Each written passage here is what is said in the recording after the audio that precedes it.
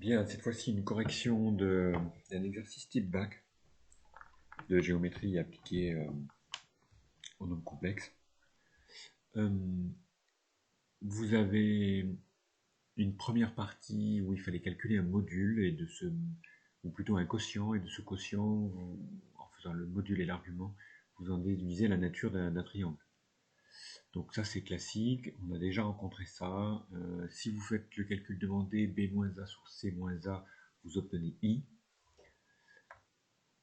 Une fois que vous avez ça, à la question de la nature, comme d'hab, premier réflexe, réflexe 1, le module, avec les propriétés. Vous avez un module de quotient, quotient du haut, quotient du bas. Module de i égale 1. Donc, module du haut, ça correspond à la longueur AB, module du bas correspond à AC. Vous avez donc AB sur AC égale 1, ce qui fait que votre triangle est isocèle. On continue, on ne s'arrête pas là. Maintenant, sur ce même quotient, vous faites l'argument. L'argument de i, c'est pi sur 2 modulo 2pi, et le cours vous dit que l'argument de ça, c'est, vous prenez le bas, c'est lui qui débute pour le vecteur, c'est l'affixe en fait, du vecteur AC, puis vous prenez le haut, c'est le deuxième, 1, 2, attention, et ça, b-a, c'est l'affixe du vecteur AB, ce qui fait que vous venez de démontrer que ACAB égale pi sur 2 modulo 2pi, votre triangle est isocèle et rectangle, attention. Vous avez démontré que ACAB était rectangle, donc que l'angle ACAB est égal à pi sur 2, qu'il est donc rectangle en A. Et que ACAB, en tournant dans ce sens-là, est égal à pi sur 2. Donc attention, c'est pas... Dites plutôt ACB, rectangle et isocèle en A. Et il est direct. Voilà. Si vous pouvez le préciser. Voilà. ACB direct, parce qu'en lisant les lettres dans cet ordre-là, vous tournez dans le sens trigo. Donc direct. Bien, on vous demande de faire l'image d'un point, c'est classique avec une application complexe, f qui va de C dans C. Plus exactement, C privé de I. Voilà, parce qu'on avait Z moins I en bas. Donc vous faites l'image de 1 moins I et vous tombez sur moins I. Voilà, donc D' d'affixe moins I. Ensuite, c'est l'inverse, on vous donne l'image, il faut trouver l'antécédent. Donc ça revient à résoudre une équation f de z égale 2i. Vous faites un produit en croix, vous groupez plutôt les z d'un côté, les constantes entre guillemets complexes de l'autre, vous divisez par i, vous vous débarrassez du i en bas, et vous tombez donc sur e, tel que f de e égale donc 2i. Voilà, en résolvant. Alors on a besoin de ce e parce qu'il faut montrer que ce point e appartient à AB, donc on est reparti avec des équivalences vectorielles. AE et AB collinéaires, c'est qu'il existe un cas tel que, mettons, AB égale KAB, AB égale KAE, traduit en nombre complexe, affixe de AB égale K fois l'affixe de AE, où K ici est un réel. On fait l'affixe de AB, B-A, on fait l'affixe de AE, E-A, et on s'aperçoit que l'affixe de AB égale 1,5, donc on a trouvé notre K. Et voilà. Puisqu'on a trouvé K égale 1,5, ce qui prouve que E appartient à la droite AB. La question 3, il faut montrer que OM' égale à M sur BM. On revient à la définition de notre fonction complexe petit f, qui dit que Z' égale ce quotient, vous faites le module. Voilà. Parce que vous savez que quand vous faites le module de Z', vous avez la longueur de OM'. Voilà. Le petit dessin que j'ai fait pour la question 4 peut s'appliquer aussi au module.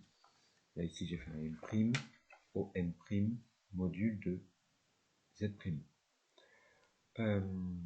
Voilà, propriété sur les modules, vous avez un quotient, quotient des modules. En haut, vous avez un produit, produit des modules. Module de I, c'est 1. Donc vous avez module de ce complexe divisé par ce module. Ici, vous reconnaissez petit a. Ici, vous reconnaissez l'affixe de n. Donc vous avez au numérateur la longueur AM et au dénominateur la longueur BM. Ce qui fait que vous avez bien prouvé que OM' égale à AM sur BM pour tout m différent de B. Attention, hein, m différent de B, c'est pour pas que Z soit égal à I, parce qu'au dénominateur de notre fonction complexe, on a Z moins I. Question 4. Question 4, cette fois-ci c'est avec le langage des arguments. Vous avez toujours cette égalité. Vous allez avoir argument de celui de gauche égale argument de celui de droite. Suite, donc question 4. Argument de gauche égale argument de droite. Alors un petit peu compliqué celui de droite. Je me suis occupé d'abord de celui de gauche, argument de Z'. Donc c'est par définition du coup U O M'. Vous avez le petit schéma ici. Quant à cette partie de droite, alors je l'ai un peu écrit autrement. J'ai pris I fois ce quotient. Donc j'ai mis un produit. Et quand je vais faire l'argument du produit, je vais appliquer le cours argument de l'un plus argument de l'autre, modulo de pi.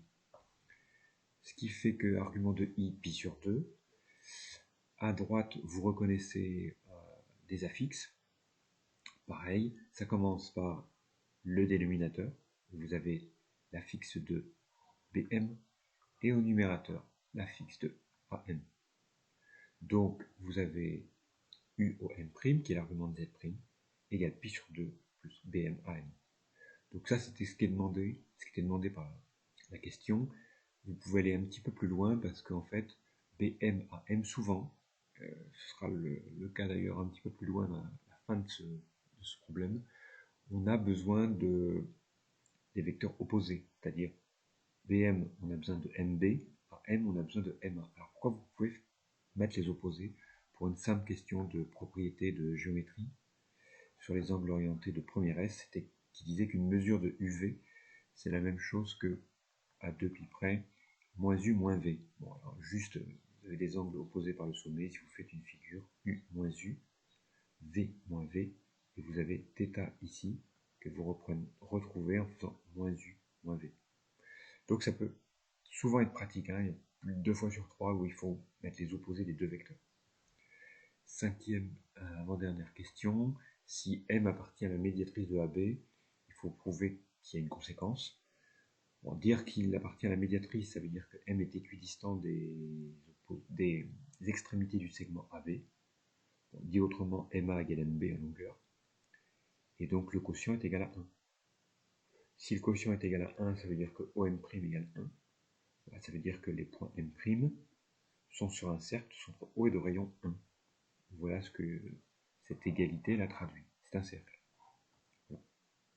Donc, conséquence de M qui appartiendrait à la médiatrice. Alors, M', son image par la transformation complexe, petit f, nous affirme que M' va appartenir à un cercle centre O et de rayon 1 avec aucun point à exclure. Parfois, il y a des points à exclure, comme à la question 6. Cette fois-ci, vous partez de M' qui appartiendrait à l'axe OV. Alors l'axe OV, je vous l'ai dessiné ici, c'est l'axe en fait voilà, l'axe des Y, privé de B d'ailleurs, on ne peut pas mettre M' ici. C'est ce que dit la question, mais je pense qu'il y a une erreur dans la question. Je pense qu'on peut le faire. Bref, quelle est la conséquence? C'est que, alors j'ai mis ici l'argument de Z', hein, qui est l'affixe de M', d'après le cours, d'accord, c'est U au M'. Ça, absolument à connaître de votre cours. Argument de Z' égale pi sur 2 modulo pi. Pi sur 2 s'il est là, mais s'il est ici, vous avez du moins pi sur 2. Ou pi sur 2 plus pi. Donc attention, ici c'est pas modulo 2pi, c'est modulo pi. Je vous laisse découvrir la suite du calcul, UOM'.